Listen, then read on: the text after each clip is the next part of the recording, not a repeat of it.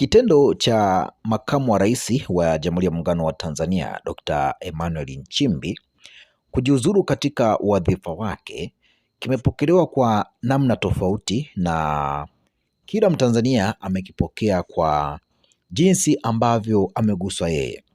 Lakini kwake Dr. Emmanuel Nchimbi amejiwekea rekodi na rekodi hiyo imeweza kuibua mijadala mikubwa katika taifa letu hili la Tanzania. Sasa uamuzi ambao ameweza kuchukua Dr. Emmanuel Nchimbi wa kujiuzuru umemwingiza katika rekodi ya kuwa makamu au miongoni mwa makamu wa rais wawili waliowahi kuachia ngazi kabla ya awamu zao kufikia mwisho. Mtu wa kwanza au makamu wa kwanza alifanya kitendo hicho mnamo mwaka 1984 na alifanya hivyo alikuwa ni Abdi Jumbe. Sasa unajua kwa nini Abdi Jumbe alifanya jambo hilo? Baki nami hapa hapa. Kama ulikuja subscribe, ni wakati wako sasa. Bonyeza maandishi yaliyoandikwa subscribe kwenye video hii, na ukishafanya hivyo basi bonyeza alama ya kengele itakayojitokeza mbele ya neno hilo, ili uwe mtu wa kwanza kuwa unapokea taarifa zetu tunapoziweka katika chaneli hii. Sasa tuendelee kukujuza yale tuliyosema kwamba kitendo cha makamu wa rais Dr. Emmanuel Nchimbi kimemwekea rekodi ya kuwa miongoni mwa makamu wa rais wawili waliojiuzuru, lakini rekodi hiyo imeweza kuibua mijadala mikubwa katika mitandao ya kijamii. Ikiwa imepita miezi 9 na wiki 3, imetosha kwa Dr. Emmanuel Nchimbi kuwa makamu wa rais wa Jamhuri ya Muungano wa Tanzania baada ya kuandika barua kwa rais wa Jamhuri ya Muungano wa Tanzania Dr. Samia Suluhu Hassan akiomba kujiudhuru wadhifa huo.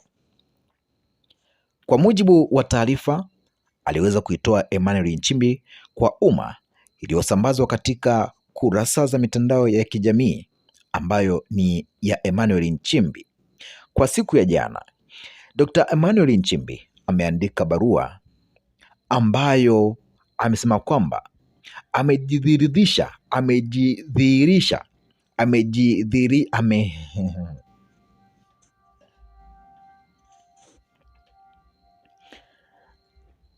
Dr. Emmanuel Nchimbi ameandika barua hiyo baada ya kujiridhisha pasipokuwa na shaka kuwa Rais Samia Suluhu Hassan anatamani kufanya mabadiliko katika nafasi hiyo ya makamu wa rais. Hata hivyo, pamoja na maelezo hayo, Dr. Nchimbi hajaeleza ni viashiria gani vilivyomfanya kuweza kufikia hitimisho hilo, hali inayozidi au inayozidisha mijadala kuhusu sababu halisi za kuondoka kwake. Lakini uamuzi huo wa Dr. Nchimbi unamwingiza katika rekodi ya kuwa miongoni mwa makamu wa rais waliowahi kuachia ngazi kabla ya awamu zao kufikia mwisho. Ilianza mwaka 1984 kwa Abdi Jumbe aliyekuwa pia rais wa Zanzibar. Nia kama hiyo aliwahi kuonyesha Dr. Philip Mpango, haikutimia baada ya Rais Samia Suluhu Hassan kumtaka aendelee hadi mwisho wa muda wake. Dr. Nchimbi aliapishwa mnamo tarehe 3 mwezi wa 11 mwaka 2025 na wadhifa wake utakoma tarehe 4 mwezi wa 9 mwaka 2026 kwa mujibu wa taarifa yake kwa umma aliyoisambaza kupitia kurasa zake za mitandao ya kijamii.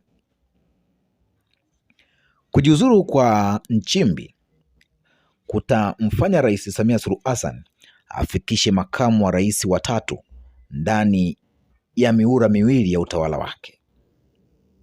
Rais Samia Suluhu Hassan alianza urais akiwa na Dr. Philip Mpango kama makamu wake wa rais, kisha akafuata Dr. Nchimbi, na kujiuzuru kwake kunatoa nafasi kwa mwingine watatu kuweza kushika wadhifa huo.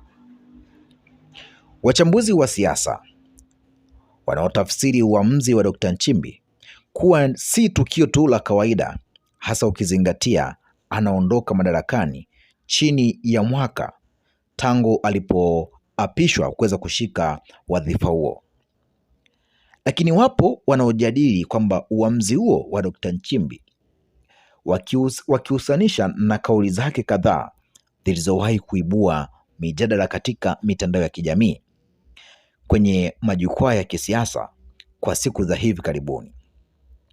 Sasa ujumbe wa Dr. Emmanuel Nchimbi ulikuwa vipi aliweza kumwandikia Rais Samia Suluhu Hassan? Basi naomba nikupitishe katika taarifa yake kwa umma kuhusu barua aliyomwandikia Rais Samia Suluhu Hassan, ambapo amesema kuwa amemjulisha mkuu wa nchi hiyo kuwa ameamua kustaafu siasa na utumishi wa umma, hivyo najiuzuru nafasi ya makamu wa rais wa Jamhuri ya Muungano wa Tanzania kwa kuzingatia ibara ya 50 kwenye mabano 2C ikisoma pamoja na ibara ya 149 kwenye mabano 2 ya Katiba ya Jamhuri ya Muungano wa Tanzania kwamba kuanzia tarehe 4 mwezi wa 9 mwaka 2026, imeeleza sehemu hiyo ya taarifa. Lakini tukiangalia hapa kwamba ibara ya 50 kwenye mabano 2C inasemaje? Ibara hiyo inasema kuwa makamu wa rais atashika kiti hicho hadi atakapojiuzuru, na ibara ya 149 kwenye mabano 2 inasema kuwa mtu anayetoa taarifa ya kujiuzuru kwa mujibu wa masharti ya ibara ndogo ya kwanza kwenye mabano ya ibara hii atahesabiwa kuwa amejiuzuru tangu siku hiyo ambayo taarifa yake ya kujiuzuru itakapopokelewa na mtu anayehusika au kikao kinachohusika, itapokelewa na mtu yoyote anayeruhusiwa kuipokea taarifa hiyo na mtu huyo anayehusika au kikao kinachohusika. Lakini kama taarifa hiyo ya kujiuzuru imeeleza kwamba mtu huyo atajiuzuru tangu siku nyingine baada ya taarifa hiyo kupokelewa na mtu anayehusika au kikao kinachohusika, basi mtu huyo atahesabiwa kuwa amejiuzuru tangu siku hiyo nyingine ya baadaye. Aidha, katika taarifa hiyo Dr. Emmanuel Nchimbi ameandika ya kwamba mnamo tarehe 27 Agosti mwaka 2025 alimwahidi Rais Samia Suluhu Hassan kuwa atamsaidia pamoja na nchi kwa uwezo wake wote na kwa uaminifu. Nikinukuu hapa maneno yake, Dr. Emmanuel Nchimbi alisema kwamba pia nimhakikishie kuwa siku yoyote akiona anahitaji makamu mwingine wa rais, nitaachia nafasi hii. Nimejiridhisha pasipokuwa na shaka kuwa Rais Samia Suluhu Hassan anatamani mabadiliko, hivyo nimeamua kutimiza ahadi yangu. Aliandika hivyo Dr. Emmanuel Nchimbi katika ule ujumbe wake alioposti katika mtandao wake wa kijamii wa Instagram uliosambaa katika mitandao ya kijamii hususan hapa nchini Tanzania na duniani kwa ujumla. Lakini katika taarifa hiyo ambaye ameambatanisha na shukrani kwa Rais Samia Suluhu Hassan, Chama cha Mapinduzi CCM kwa imani waliompa. Pia aliwashukuru Watanzania kwa ushirikiano wakati wote alipokuwa mtumishi wa umma, akitoa hakikisho la kuendelea kuwa raia mwema wa Tanzania. Sasa ni kauli gani ambazo Dr. Emmanuel Nchimbi amezitoa kwa hivi karibuni ambazo zimeweza kuzua mijadala katika mitandao ya kijamii? Sasa hapa ndipo pakuwa makini uweze kusikiliza ni kauli zipi ambazo amekuwa akizitoa Dr. Emmanuel Nchimbi ambazo zimeweza kuzua mijadala mipana katika mitandao ya kijamii. Kabla ya uamuzi huo, Dr. Emmanuel Nchimbi akiwa makamu wa rais alitoa kauli mbalimbali zilizowahi kuibua mijadala katika mitandao ya kijamii na majukwaa ya kisiasa, ikiwemo ile aliyowataka Watanzania wapambane kupata katiba mpya kipindi ambacho Rais Samia Suluhu Hassan yupo madarakani. Mnamo Julai 24 mwaka 2026, akiwa kwenye mkutano wa watetezi wa haki za binadamu, Dr. Emmanuel Nchimbi alisema kwamba angepata nafasi ya kuwaambia Watanzania neno moja la mwisho, angesema kwamba pambaneni mpate katiba mpya. Pambaneni mpate katiba ambayo ina makubaliano ya wadau wote. Na hilo ndilo likawa neno la mwisho ambalo Emmanuel Nchimbi aliwataka Watanzania kwamba wapambanie katiba. Na ni kweli likawa ni neno lake la mwisho kwa Watanzania, kuwataka wapambanie katiba ambayo ina makubaliano ya wadau wote. Ukiachana na kauli hiyo, tukirudi nyuma kidogo, mnamo Juni 5 mwaka 2026, akiwa katika kilele cha siku ya mazingira, alizungumza mambo kadhaa yaliyoibua pia mjadala katika mitandao ya kijamii. Mwanzoni mwa hotuba yake siku hiyo alisema, na nukuu hapa, Mheshimiwa Rais ameenda safari kuwakilisha taifa letu kwenye safari muhimu sana ya kikazi nchini Urusi, na mamlaka ya urais nayo akanikabidhi. Hiyo ni kauli ambayo alitoa Dr. Emmanuel Nchimbi. Lakini kauli nyingine iliyoibua mjadala katika hotuba hiyo hiyo ni ile aliyosema kuwa kwa kuwa anazungumza kumwakilisha mkuu wa nchi, atajitahidi sana kuongea kama rais hivi, yani atajitahidi kuongea rais, ataongea kama rais. Sasa nikinukuu maneno yake hapa, amesema kwamba kwa kuwa namwakilisha Mheshimiwa Rais, nitajitahidi kuongea rais, nitaisoma hotuba yake kama ilivyo, kisha nitaongeza ya kwangu, mwisho wa kunukuu. Lakini mnamo Februari 2 mwaka 2026, akiwa katika maadhimisho ya siku ya sheria jijini Dodoma, Dr. Nchimbi aliwaambia viongozi wenzake wanapokosa jambo muhimu la kuweza kuzungumza, ni vyema wakae kimya kuliko kutonesha mioyo ya Watanzania. Nikinukuu hapa ambacho ameweza kukisema Dr. Emmanuel Nchimbi, au alichowahi kukisema Dr. Emmanuel Nchimbi katika miezi iliyopita huko nyuma. Hiyo ilikuwa ni Februari 2. Alisema kwamba katika kipindi hiki tuwaombe hata viongozi wetu wenye dhamana, anapokuwa hana jambo muhimu sana la kuweza kuzungumza, asizungumze jambo ambalo linatonesha mioyo ya wananchi. Tuombe hekima kwa Mungu ili kuweza kurejesha taifa letu pamoja.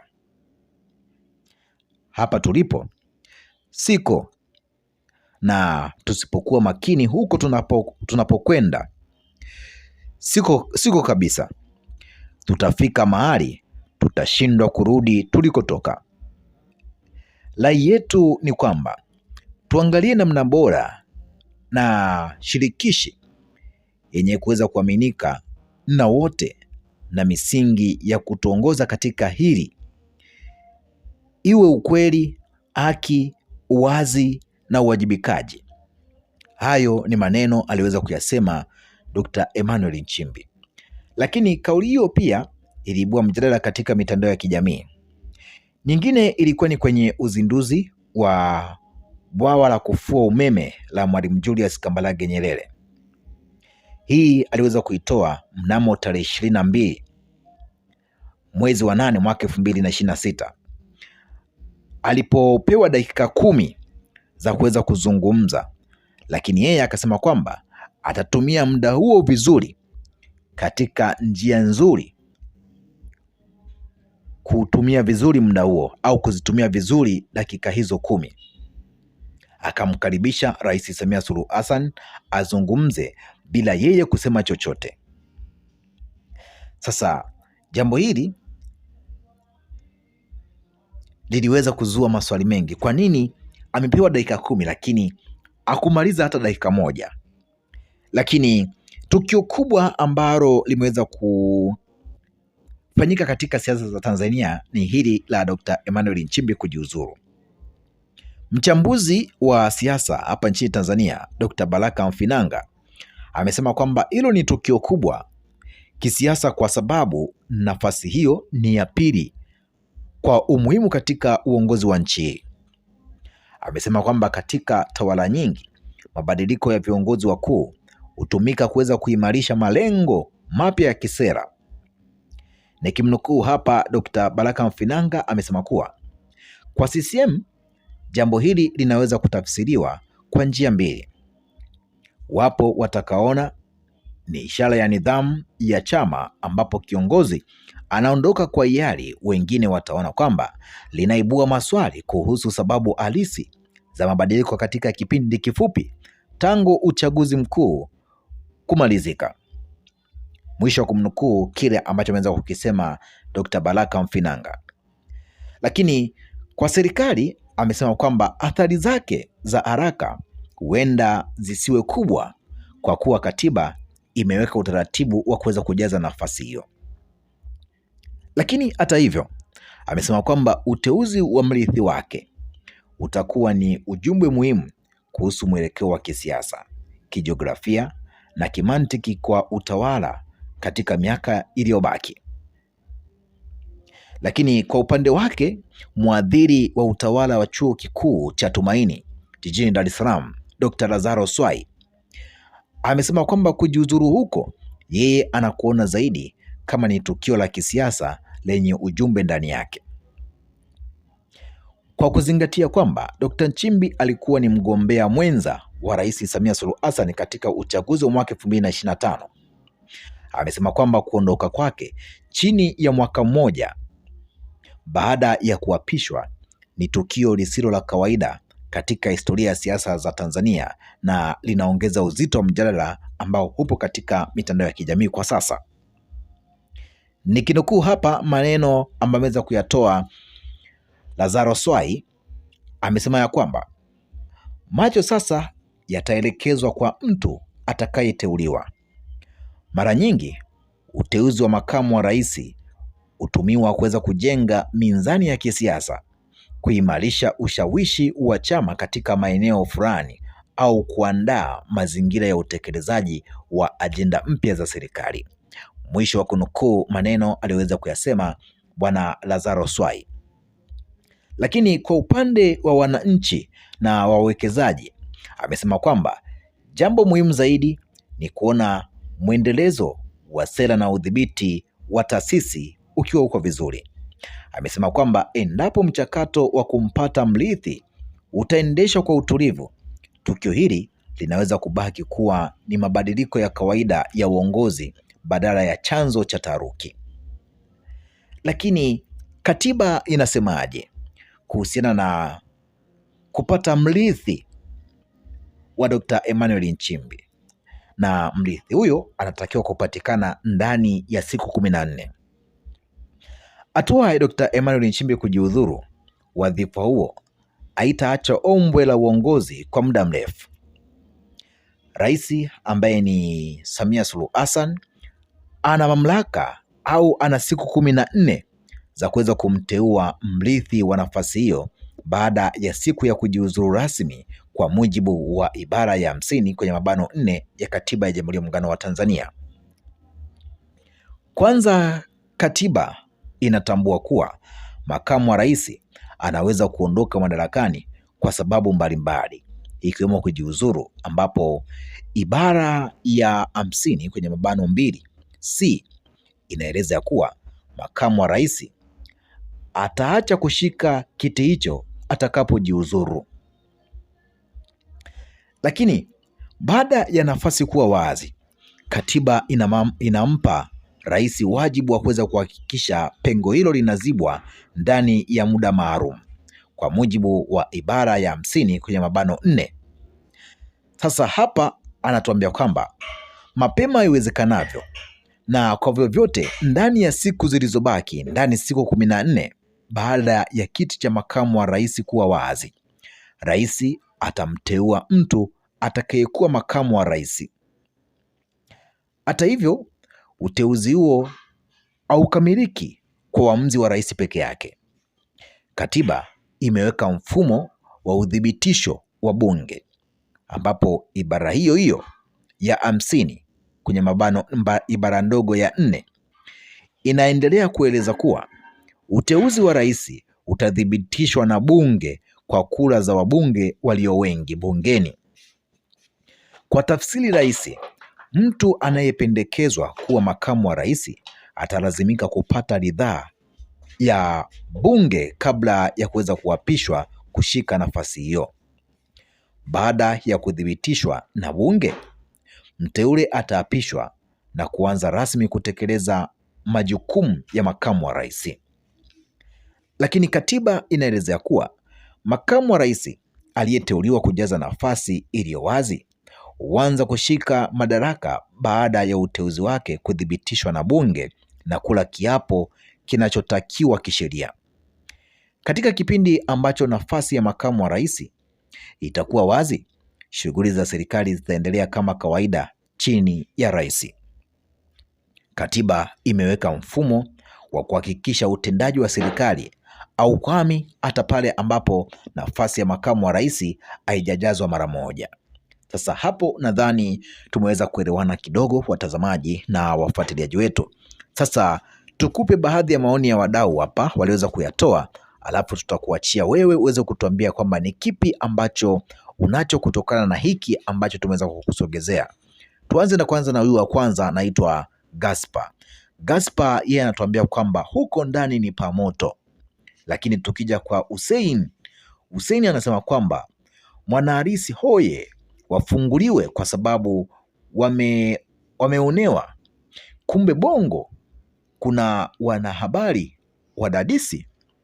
Huyo ni Hussein anasema kwamba mwanaharisi wafunguliwe kwa sababu mwanaharisi walisema kwamba Nchimbi amegoma kujiuzuru, lakini Nchimbi akaja kujiuzuru.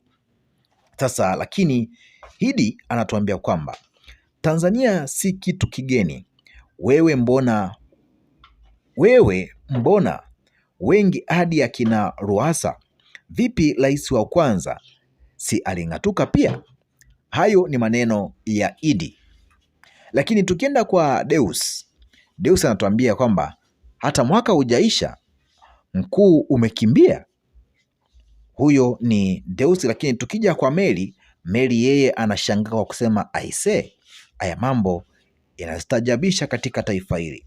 Sasa tuachie na wewe maoni yako, utuambie ni kipi ambacho unacho kutokana na jambo hili ambalo limeweza kutokea hapa nchini Tanzania la makamu wa rais wa Jamhuri ya Muungano wa Tanzania Dr. Emmanuel Nchimbi kujiudhuru katika wadhifa wake wa makamu wa rais, ambapo amemwandikia barua Rais Samia Suluhu Hassan kwamba ataachia kiti hicho mnamo Septemba 4 mwaka 2026 na akaweka rekodi yake ya kuwa miongoni mwa makamu wa rais ambao walishawahi kujiuzuru katika nafasi hiyo.